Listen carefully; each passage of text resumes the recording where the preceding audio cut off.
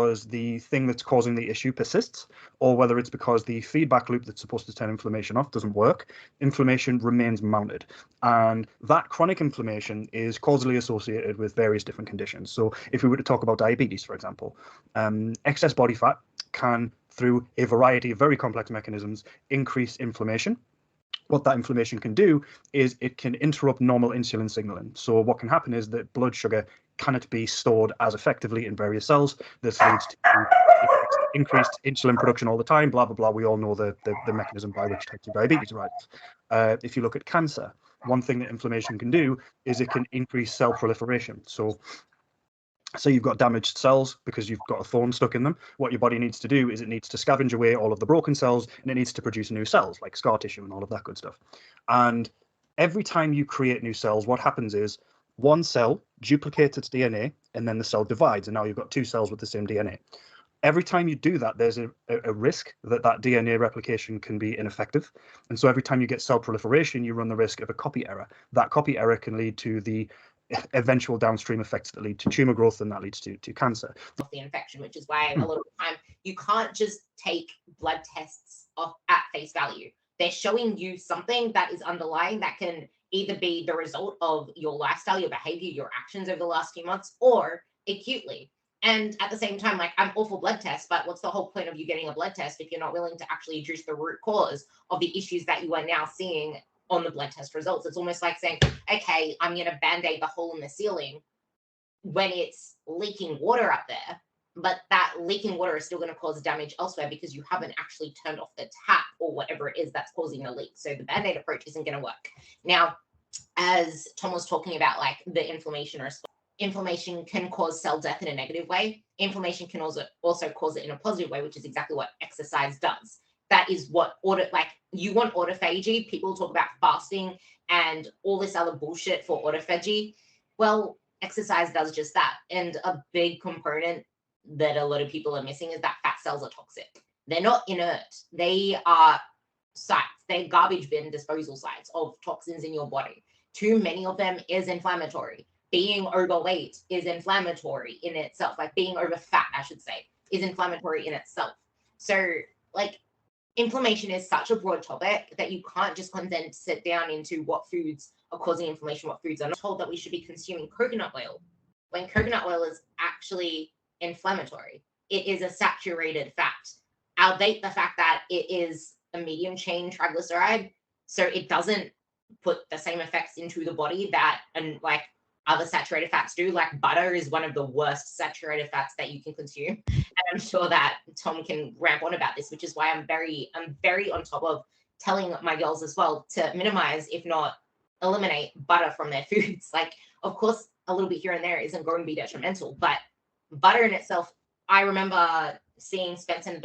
Spencer Nadolsky, doing a self-experiment in having butter every day, and his blood panel markers, they were terrible. His cholesterol went through the roof, and all these other blood, like triglycerides.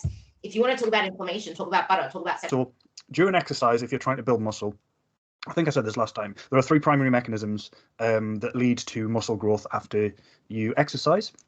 You've got the mechanical tension, so literally just lifting weights. You've got the micro trauma that occurs within the muscle cells, which kind of dissipates once you get used to training. And then finally, you've got all of the cellular signaling, and inflammation is a big part of that. To the point that if you take anti-inflammatories after exercise, it blunts the hypertrophy response. So yeah, whenever someone talks about inflammation as this blanket negative, just remember that every time that person that talks about inflammation as a blanket negative goes to the gym and lifts weights, they're intentionally creating inflammation, whether they know it or not. So when it comes to seed oils and whatnot, this is mostly on lipid peroxidation. People with high omega-6 fatty acid diets do not have elevated levels of the things you would expect, things like cancer, again, once you control for other variables. And this is where, if we want to talk about nutrition and inflammation, and Ruby, I'll let you jump in a second, we want to talk not about foods, but about broader dietary patterns. We'll say that seed oils or whatever it is, omega-6s, they're inflammatories, because a lot of the people that get the out of ratio omega-6 to omega-3s, because most of the food that they eat is processed, it's takeaway, it's fried foods, it's packaged foods, and they're not really the best source of omega-6 or seed oils. That is manufactured manufactured crap. Like if you're putting fresh pressed seed oils onto your food, that isn't going to cause inflammation. Now, going into this, dairy is inflammatory, gluten is inflammatory. Well, it depends. Is that although it's high in saturated fat, something about dairy does not have the same inflammatory response as when I say dairy, I'm not talking about butter. The thing that you mentioned was the people with a high omega-6 diet tend to have problems, but when you think about it, they're eating lots of packaged foods and stuff. That's the point that I was trying to get at when I was looking at the broad dietary pattern, because at that point it's like, well, okay, but is it the omega-6 then, or is it this broad issue? And that leads us into the dairy thing, which I think is really interesting, right? Because butter and cheese are basically the same food. But if you compare the lipid response to acute consumption of both, it's radically different.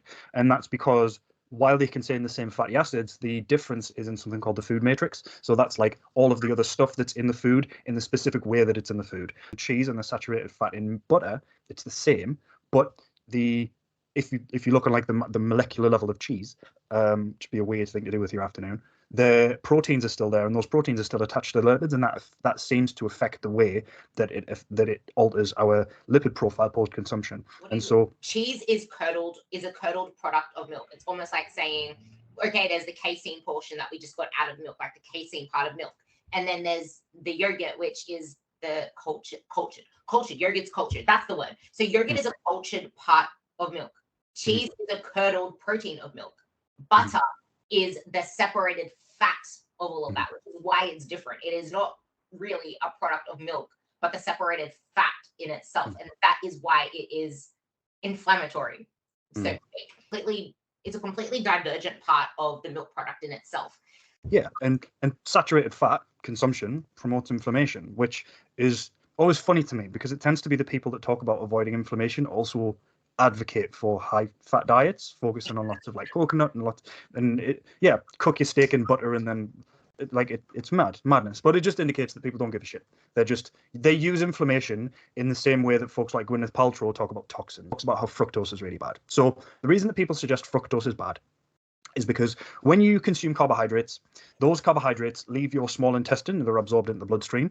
But before the carbs hit the bloodstream, they go through something called the portal vein directly to the liver. So when you eat carbs, they hit your liver before they hit your blood. And your liver gets first pass metabolism, meaning that your liver gets to kind of pick and choose whatever the hell it wants. Your liver's got a few different things it can do with fructose.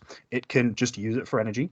It can convert some of it into glucose, and then that glucose is going to enter the blood, or it can convert some of it into fatty acids.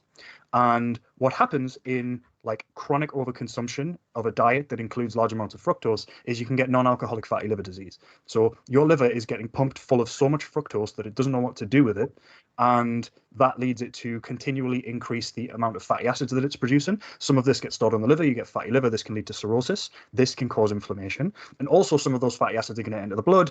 When fatty acids enter the blood, they leave as very low density lipoproteins, they eventually become LDL, and some of that can lead to atherosclerosis. This is the mechanism by which fructose can cause heart disease.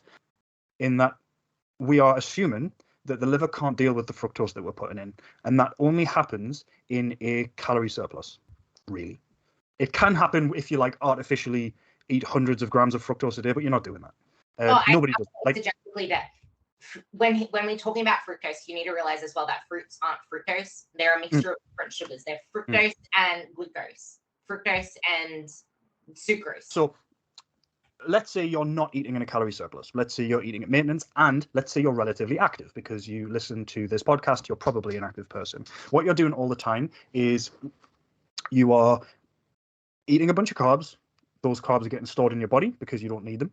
And then when you exercise, your body's using them. And then in between meals, your body's using them. And over time, you stock up your glycogen stores and then you empty them a bit. If you're doing that while consuming fructose, you are going to be fine. The problem you've got is if you are inactive and consume a hypercaloric diet, then what happens is you stock up your glycogen stores, you stock up your liver glycogen, and then you keep drinking full sugar Coca-Cola. At that point, you're consuming lots and lots of fructose and placing that within a liver that's already fully stocked with glycogen because you ain't doing anything, and because you're eating plenty of carbohydrates to stock up your liver glycogen. And at that point, your liver is going to start de novo lipogenesis, and it's going to start producing these fats, and it's going to store these fats on the liver. If you're an active person, fructose is not a problem for you. Instead of looking to reduce sugar intake per se, look to reduce added sugars. It's the added sugars that you want to be very skeptical of.